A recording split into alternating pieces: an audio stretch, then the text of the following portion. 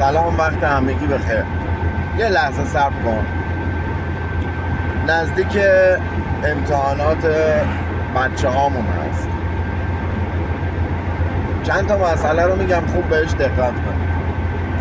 درسایی که ما خوندیم توی مدرسه، مثلا مباحث هندسه، ضلع مقابل به مجاور، به دست آوردن زاویه، یا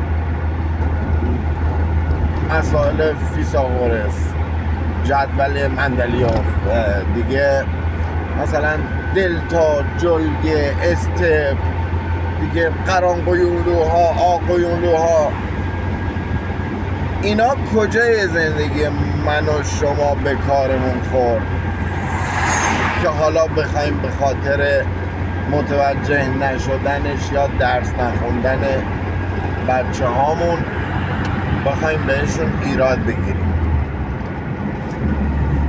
لطف کنید به این قضیه دقت کنید. یه موسیقیدان خوب چه تأثیری توی زندگیش یا توی حرفش یا توی تخصصش داره که بدون استپ و بیابانی یعنی چی؟ یا یه پزشک خیلی خوب، یه جراح متخصص خوب چه تأثیری داره که بدون جلگه یعنی چی؟ نمیگم بده ها، نه، خوبه. دونستن هر چیزی رو که آدم بدونه خوبه. منتها ای کاش توی مدارس ما چیزایی رو آموزش میدادن که توی جامعه همون به کار بخوره. نمیدونم چقدر متوجه شدید مغز حرف من رو. نزدیک کارنامه های بچه هاست. اگر کسی فرزندش اون نمره‌ای که ولیش توقع داشت رو نیاورد، سرکوفت نزنیم، سرخوردهشون نکنیم.